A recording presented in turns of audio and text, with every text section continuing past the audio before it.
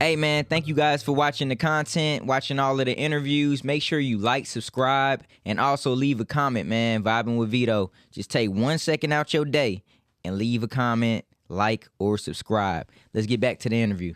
Okay, be live in the crib, Vibin with Veto. Make sure you like, subscribe, and comment on the YouTube at Vibin with Veto. Also follow us on the Instagram at Vibin with Veto. You already know the slogan. We vibrating higher. And today I got my dog in the building. Look, I tried to schedule this. He's so busy, bro. He don't even know. Sorry, Look, son. I tried to schedule this about a month ago, but you know what I'm saying? I'm glad that you came. You got a match tonight, too. Yes, Hey, introduce yourself to the people. What up? Win or lose, it's bad news. The tattoos, 130, infantry, Carlie Bravo. I mean, I'm out here. I'm doing my thing. AEW, ROH. I mean, we outside like sidewalks. What's up, my man? G? Hey, this is crazy, bro. Like, Yeah, okay, man. take us to humble beginnings. Take us to where it all started up until like right now. Like, Depends on. I mean, we in Atlanta. Depends on what you asking. You talking about the wrestling thing? You know man, what I'm saying? let's talk about your journey, bro. How did you get into wrestling? You know what I'm saying? What was wrestling your first like dream and purpose that you wanted to do, and then like just take us on a ride.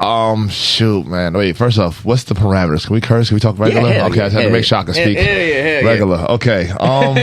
Thank you for asking. Though. Yeah, you know what I'm saying? You gotta be right. I think like most people in our generation, I grew up watching wrestling. We grew up watching The Rock, we grew up watching Stone Cold, you know what I'm saying? Undertaker and all that. So I always wanted to be a wrestler. I think everybody wanted to be, just the same way I wanted to be an action hero when I was a kid. You know what I'm saying? I wanted to be a Power Ranger. Like I wanted to be a fucking pro wrestler. Right. I didn't know anybody ever in my life that was a pro wrestler. I didn't know nobody. Like my dad used to take me to Madison Square Garden. I used to watch wrestling. Like that was it. Like it was like being a rock star. I didn't know nobody that did it. Everybody wanted to do it, but it just was what it was. Right. So I mean, life just happened. You know what I'm saying? I was a rapper in Atlanta for a long time. That's how everybody had gotten to know me out here.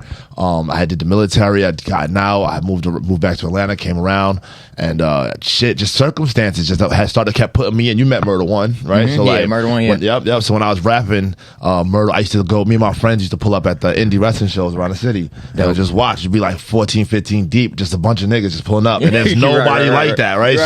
So we would go there, we would chill out, and Murder was the one I was throwing the shows. So he would ask me like, yo, you bring your friend Josh to come perform my halftime joint, or come perform at an intermission. So I did 1 or 2 of them at opera or some shit like that, and we just kept connect. And COVID had happened, and I was bored. I had nothing going on, so I hit him. I'm like, yo, you should try and put me on, like not even put me on, but teach me how to wrestle. Like I wanna stay healthy or do something. Like there's nothing else going on. And he was like, I can't teach you how to wrestle, but I'm gonna put you in touch with my mans I think would want to meet you.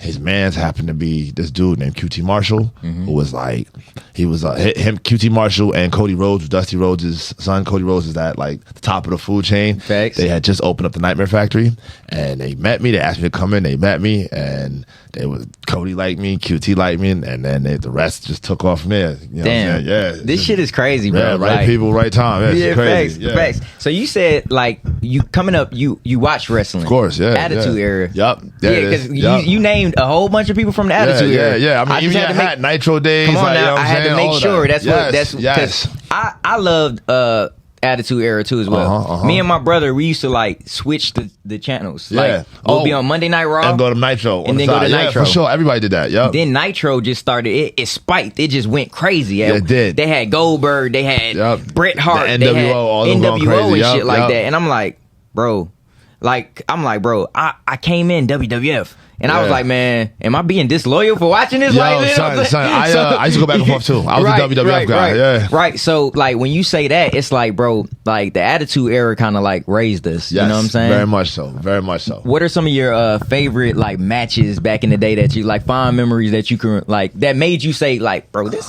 shit fire? TLC match back in the day. You know, who was it? The Hardy Boys, Edge and Christian versus Dudley Boys. That blew my mind. Facts. I thought that was crazy. The Undertaker versus Mankind with the Hell in the Cell. God, remember when he threw, you know what I'm saying? When 98. Like 98? Yeah, when he threw him off the cage and stuff like that. Like, never seen nothing like that. I mean, just all of the Rock versus Stone Cold, the trilogy at WrestleMania that they had. How Rock could never beat Homie and then finally had to turn bad and go crazy. You know what I'm saying? Like, that was big for me. I used to really mess with him. Shit, I was also big into like personality. So just as much as the matches was crazy, like I was a big DX fan. But bro, Come what on, the son. fuck, You know, bro? I was a massive DX fan. X-Pac was my nigga, bro. X-Pac was my favorite nigga. He just like reminded me of me or something. I think he reminded all black people of us. You know what I'm saying? Like X-Pac was my nigga, bro. X-Pac was that nigga. I was a big, again, I was a big NWO fan. You know, I was a big Scott Hall fan. You know what I'm saying? I thought he was the man. Rest in peace. You know what I'm saying? So it was matches like that, like matches like that, personalities like that. You know what I'm saying? Shawn Michaels was the guy. He's my favorite wrestler to me of all time. I feel like he's the best in-ring performer that ever did this shit, bro. I think he's the best in-ring performer. Yes, 100%. You get what I'm saying? Yes, like, cause it's like all of his moves are like perfect. Everything, and he mixes. I say performer because he mixes pro wrestling and entertainment. Like he did it. Like he kick you in your face. He do a little shimmy. Yeah, he had the people going crazy. The shorties was there. Like everybody wanted to be Shawn Michaels. Bro, you know what I'm saying? I know I did. Of course, everybody wanted to be Shawn Michaels, bro. Yes, bro. Facts. Yes, that's dope. All right, so segueing. All right, you was rapping. You know what I'm saying? I was rapping. What was your artist name? Carlie Bravo. Okay. So your artist. Okay, cool. Yep. You keeping it authentic. I had to be 100. I had to be 100. All right, cool. So originally, I don't hear an accent. I mean, I don't hear an Atlanta accent. Are you from here? Nah, I'm from New York. You from New York? Mm-hmm. My God. Yep, from New York. I got here after the military, so we saying like 2011. I got to Atlanta, and I've been here ever since. That's dope. Yeah. That's dope. So by you like kind of like transitioning into like pro wrestling and stuff like that, like when did you, or do you still make music? You still make music, or was that just something that you were like, you know what, I want to kind of put that down? A little bit of both. I did put it down. I did a song for AEW. We had the album. They just had to drop that album called "Where We're From," the big celebration of Black excellence. Me, Swerve, Flash Garments. There's a bunch of people who was all on the album. So I did an album. I did a song for them. But for the most part, I look at wrestling like creativity. You know what I'm saying? Like that's my creative highway, if you will. You know what I'm saying? And I only got enough gas in one car to go down one highway. Right now. You know what I'm saying? I want to put all my eggs down this creative basket. Right. You know what I'm saying? I still like, I might catch a vibe or something like that and mess around or say something in the car or something like that. But other than that, like, this is where my creative gene is going to. Because I don't want to split it. You know what I'm saying? Like, I'm going crazy. Like, my creativity is booming on this side. So, like, I don't want to take it away from here and be focused on this and then something starts slipping. You know what I mean? Facts. So, AEW, how did you like get with AEW, like sign with AEW and stuff that? And how long was that process? Shit. Years in the making, or like, or can you? Cool. So I got out of I guess you could say, like, I got out of the Nightmare Factory. I graduated from the first class of Nightmare Factory. You know, Cody and QT is like the first crop of students. So, wait, hold on. So they do it like school? They had a school. Yeah, they started a school. So Cody Rhodes and QT started a school called the Nightmare Factory. Yep. But they would have classes. I didn't know that it was they teach you. Like, I thought you just go in there and you train. Nah, they do it though. Yes, but they started doing classes, and that was the first class ever. Let's go. Let's go. So floor is yours. My bad. No. So that's how that went down. So when they met me, they was like, "Hey, we're gonna train you." And the training meant like I had to enroll in their school, and it was like what, like 30 of us, something like that, like 25 of us, and they trained us for like 12, 13 weeks, taught us how to be pro wrestlers, and then was like, "All right, now you got the tools to know how to do it. Go out and learn your craft. Go do this." You know what I'm saying? And so I did that. And along the way, while I was learning, I was doing like indies shows, and like the show we're doing tonight. That's an independent show. Yeah, you know what I'm saying? So like while I was learning my craft and on the indies and stuff like that, Cody had came to me and was like, "Hey, I got this dude that I really mess with. He works with us at AEW. His name is Captain Sean Dean. Y'all both did the military thing. I think that y'all would be a good fit for each other." And I wasn't thinking about tag team at the time. I didn't know what I was thinking about at the time. You know, I was just trying to learn the game. You know what I'm saying? Learn how I'm doing. So he was like, I want to put y'all together. I think y'all be a good vibe. So he introduced us. We hooked up. And then like 2 weeks later, Cody was like, "Yo, I'm gonna bring y'all to AEW. I want them to see what I think I see here." You know what I'm saying? So he brought us in there, and we had a bunch of matches. We did that for about a year, right? We did that about a year, and then I had went and left for a little bit. Like I stopped going to it was kind of like extras. Like they kept bringing us in, getting looks at us, a bunch of scrimmages and stuff like that. Right. And then I still had some more work to learn, so I kind of took a break from AEW and went back to the indies for like maybe another year and some change, and really started cooking. Then that's when I really started picking up steam and going crazy. So when they started hearing about me outside of things, when they started like I'm popping up at other promotions, they're like, all right, hold on, like something's starting to cook. Like my man going crazy. It's like when a rapper start putting out mixtapes, you start going crazy. It's like labels start being like, oh, yo, call him, go find him. Damn. So that happened, and then they brought me back. Meanwhile, that whole time, me and Captain still doing our tag team thing on the indie. So we blowing up on this side. You know what I'm saying? AEW doing their thing. So they brought us in, and we just started going crazy. And now we're at what? Now we're at almost 2.5, 3 years now. And they're like, all right, listen, we really see the potential here. We really fucking with you guys.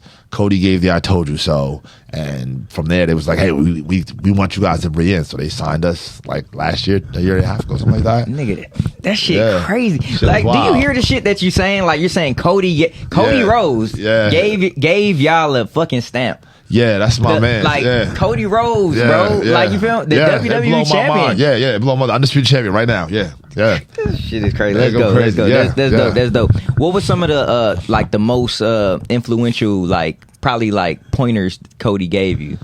I say this often. One of the best things I heard was it's not who you know, it's who's willing to say they know you. Yo, Diamond Dallas Page just said this shit on my podcast. Yeah, he just said this. Yep, that's crazy because him and I just saw him last week. That they all tied in. You know what I'm saying? But that's like the biggest advice that a lot of niggas, you could say like, oh, I know homeboy. You know what I'm saying? Oh, I know, I'm cool with such and such. But that ain't gonna open no door for you. Now, if such and such say, yo, you know what? I got a man's that'll fill this spot perfectly. I got somebody that y'all need to check out. That's the game. You know what I'm saying? So that was that, and don't give nobody any bullets. Everybody got a gun. Everybody want to shoot you. Don't give them any bullets. Don't give them no reason to take you out. You dig what I'm saying? Like you gotta treat everybody like this is the game. Like yo, so like it's crazy. All right, so we from the hood, right? We from the hood, right? So like street game, trap game, rap game, wrestle game, I dare say politic game, all that shit is the same. It's how you move, it's who you network with, it's the person that you portray your ass, it's the business way that you handle yourself in. All that shit is the same exact thing. You know if you fuck up or you cross somebody, you do some wrong business, something like that, it's gonna come back and the repercussion gonna fuck you up. Can't give niggas no bullets. So that's one of the biggest things that he taught us. You know what I'm saying? Yeah. Let's go. I don't know if I asked you this question already because normally I lost train of thought because we just having a great ass conversation, bro. What's up, bro? Normally I open up the show and I say, how big would you dream if you knew you couldn't fail? So I want to ask you that. How big would you dream if you knew you couldn't fail? As big as I'm dreaming now. You feel what I'm saying? Like I can't fail. You know what I'm saying? I be telling my shorty, I'm like a walking manifestation. Like if I have an idea of something I want to do, I do it. I don't know how I'm doing it. I just do it. You know what I'm saying? Like a lot of people, I think that came from my time in the military. I was able to see that a lot of people want to do things and just let time go by, and you could just do it. You know what I'm saying? Like you 3 or 4 steps away from doing anything that you really, really want to do. Same thing like you 5 people away from anybody you really want to meet. Facts. You know what I'm saying? Facts. You only 3 or 4 steps away from actually doing anything you want to do. Now, the thing is, what level of that do you want to do? I could be a wrestler and not be successful. I could just be a wrestler. If I want to be a pro wrestler, I could go to anywhere and learn how to wrestle and wrestle anywhere, but I'm still doing it. You know what I'm saying? If I want to be a rapper, you know what I'm saying? Like if you want to be a rapper, you could be a rapper. Now, if you want to be a platinum selling rapper, there's different steps with that. You know what I'm saying? But you can do anything you want to do. You know what I'm saying? And then once you realize that you could do it, then you play around with the gauge of how hard you want to go with it. You know what I'm saying? So yeah, I don't fail. I dream as big as I can, brother. For real. I got a slogan that I always say. Talk to me. Purpose over popularity. I like that. When I say this slogan, how can you put this in your own words? Purpose over popularity. I say my own words. I would say it's about progress, not perfection.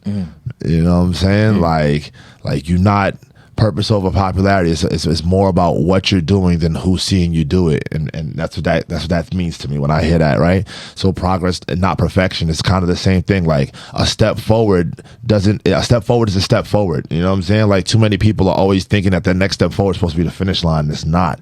You know what I'm saying? Like that next step forward is a step in the right direction, and if you keep stepping before you realize it, you're gonna be way farther. When you finally look up and look around, you are way further than when you started. So people don't look at it like that. Damn. You know what I'm saying? saying? Yeah. Everybody thinks that next step is supposed to be like I'm gonna make it like that. And if it's not, that next step is not making it, they get dissuaded. That ain't it. That's what that hits for me. That's dope. Along this journey, right? Yeah. Or like, because again, you said this is years in the making to become who you are today. Yeah. I know you're a walking manifestation, like you said, but have there ever been days where you like, man, bro, I don't know, dog. I think I'm done, cuz. Like, you know what I mean? Like, and yeah, for sure, right? But I think it's more like, I don't ever think it's like I'm done, all right? Because it's like, it might be like what I'm finna do next rather than I'm done. You know what I'm saying? Because the story is always continuing. You get what I'm saying? Like, even if like that specific chapter might look like I used to be a rapper, and there was a time when I was like, yo, this rap shit is just not working out.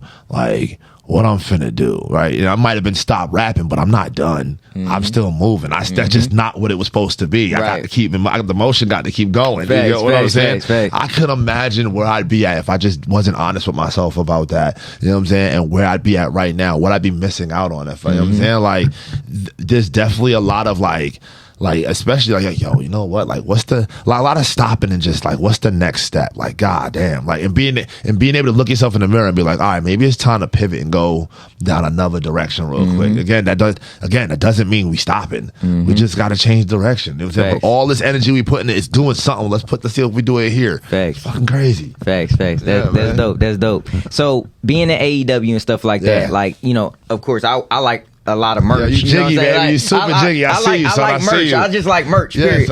Okay, so let's talk about that. Like when you sign to like a company and stuff like that, how do you guys split the percentages when it comes down to like your merch with your name on it, or is it like can you tell the people that too as well? I mean, it's. I think. All right. So from loose as I can give it to, I can explain it. All right, so I'm in a groups, but I'm gonna specify it if I was a singles person. If it was just my shirt, I think you get like you might get 50 cents on the dollar. You know what I'm saying? For every shirt that you wrestle. You know what I'm saying? They putting the shirt out. They're the ones that's responsible for like blasting your popularity. You might be the wrestler, but you need all these vessels. You need these cameras. You need that TV deal. You need the people. You need all of the other stuff, right? So it's like, we gonna bless you. You gonna get yours for being you, but we gonna get ours because we helping you too. Yeah, absolutely. You know it's kind of like that. You know what I'm saying? And if the more popular you get, the more shirts you sell, the more that adds up. You know what I'm saying? Which is why it's always a lucrative thing for both people. They want you to sell shirts. Hard. You know what I'm saying? That's my favorite part of the whole thing is the merch stuff. I'm gonna buy some shit from you too. Hey, yeah, I got some fly shit just came out. I'm gonna buy some shit from you. We got some jiggy stuff. Bro, so you got a match tonight, right? Yes. Okay, so we're talking about your match tonight. Yes. Let's go into this. Being that this is on an independent level and stuff like that too as well.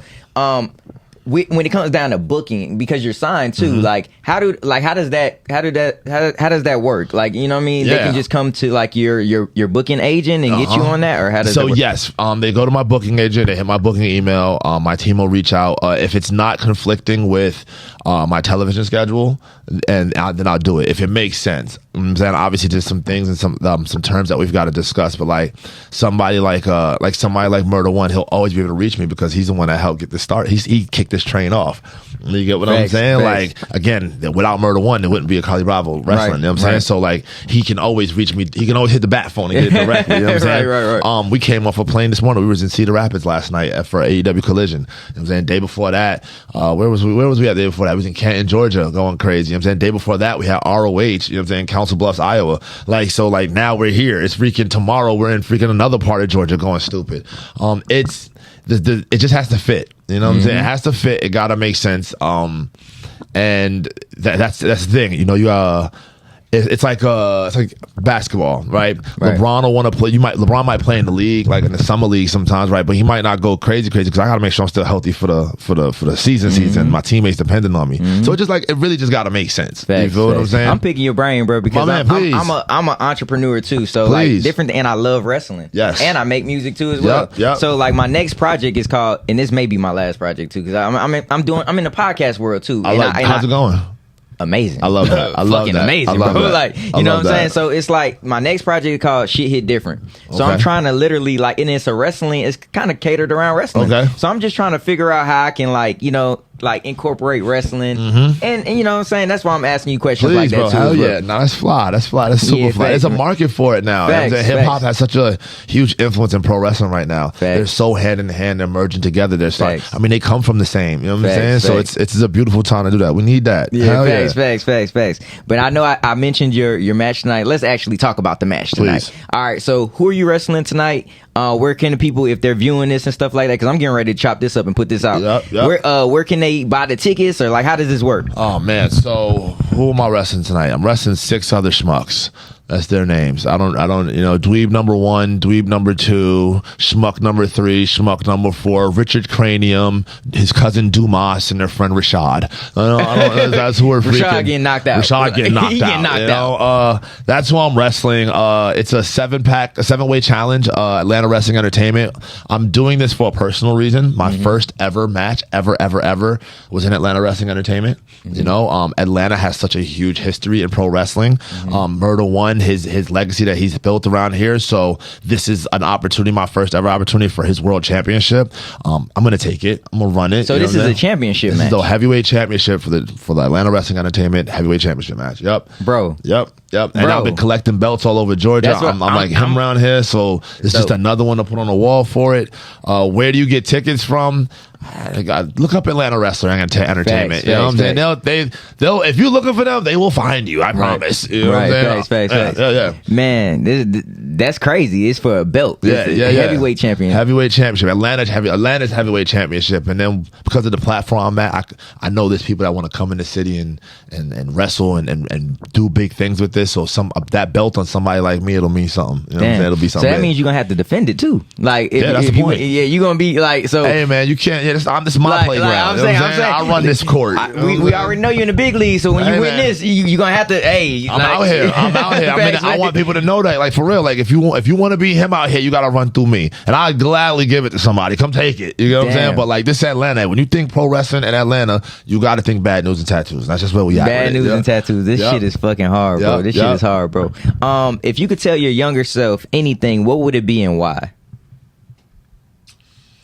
I already knew what it was too. Keep going. Keep going. That's all I would say to myself. Why? Because there is that time where a lot of times when you question if you're making the right decisions, things happen and you're like, yo, did I play myself? Like, what am I doing? There's a lot of, there's no compass. I didn't grow up knowing exactly where I was going to go with all this. So you know what I'm saying? And I made a lot of mistakes to get to this point. I made 100 of the right mistakes to get to this point. And sometimes that doesn't always feel right in the moment. You got to trust your journey. You got to trust life's purpose for you. You know what I'm saying? You got to just keep going. If you keep going, you'd be surprised where you end up at. I would have never thought I'd be here. Never in a million years. In a million years, bro. That's crazy. Yeah. That's crazy. I mean, looking at your whole journey, would you say I'm doing God's work? I say I'm gonna say both. I'm gonna say I'm doing God's work and God's doing my work for me. You dig what I'm saying? It's sync all the way. Like I can't even make this shit up. You know what I'm saying? Like if this is what God wants for me, then for sure I'm doing God's work. But also I ain't doing all this shit by myself. So God definitely doing my work. You know what I'm saying? For sure. Before we get up out of here, man, I'm gonna challenge you right quick. Talk to me. Top 5 wrestlers. Doesn't have to be in order. It's your order. Top 5 wrestlers, dead or alive, on Vibin with Veto. Let's go. Top 5 wrestlers, dead or alive. Okay. I'm going to say my opinion, right? Your opinion. My opinion. Okay. I'm going to say Shawn Michaels. Let's go. I'm going to say Ric Flair. I'm going to say Bryan Danielson. Go ahead. I'm gonna say Jay Briscoe. And I'm gonna say, and lastly, I'm gonna say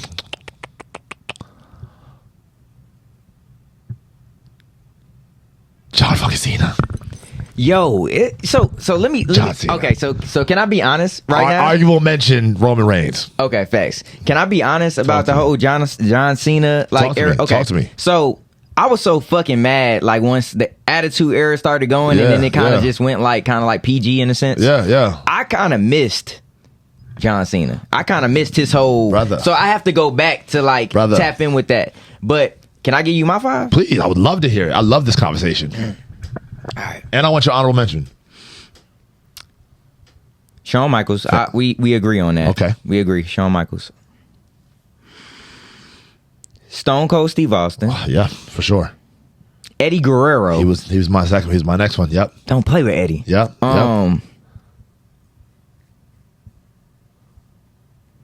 The Rock, of course. I got to put The Rock in there. Okay. Now this 5th one is gonna be hard, so bear with me. Let me think. And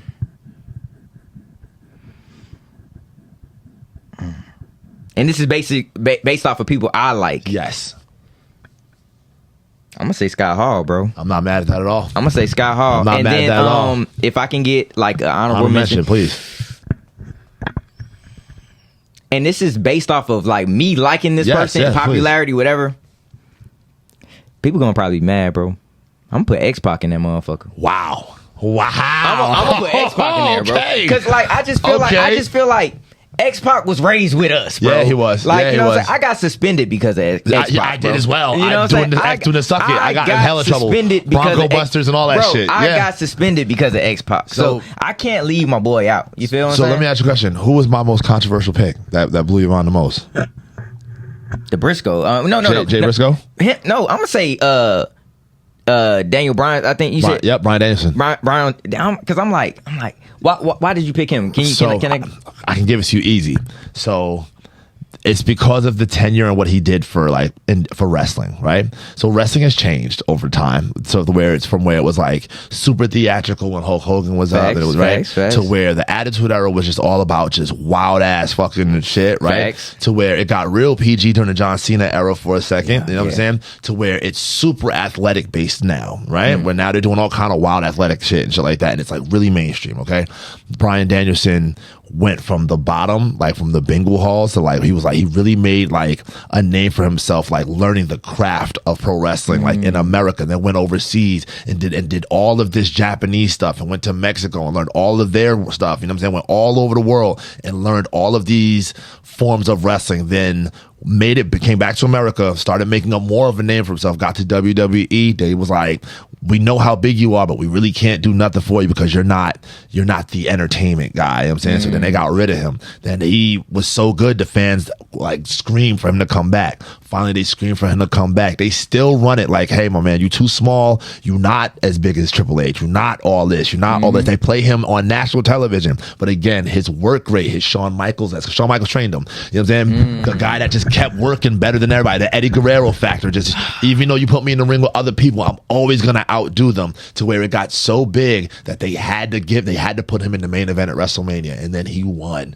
and became a fucking icon in the sense of it. Then left when he was at the top of the top and went to another company because he was done with he was done being a sports entertainer and wanted to get back to the aggressive actual pro wrestling style of it. Like and his style and how everything about it on the back end changed professional wrestling. You know what I'm saying? To see it play out, and now that I'm a wrestler, I can see it, and it's like holy smokes. You know what I'm saying? Right. Of course, again, I grew up on Shawn Michaels. Of course, him. You know what I'm saying? Of course, fucking Stone Cold, Ric Flair, who was the first. That's why I said him, because it wouldn't be a Shawn Michaels without Flair. These the first ever guys. You know what I'm saying? But but to see like the way wrestling is now, the way like it's no longer like I'm 6 feet, 205 pounds. The Rock was 6'6", 260. Billy Gunn, who I train with all the time, you know, badass Billy Gunn. Bro, you train with Billy Gunn? Billy Gunn is one of my mentors. Where do y'all fucking train? I gotta meet Billy Gunn, bro. He'll be out here. He'll be around.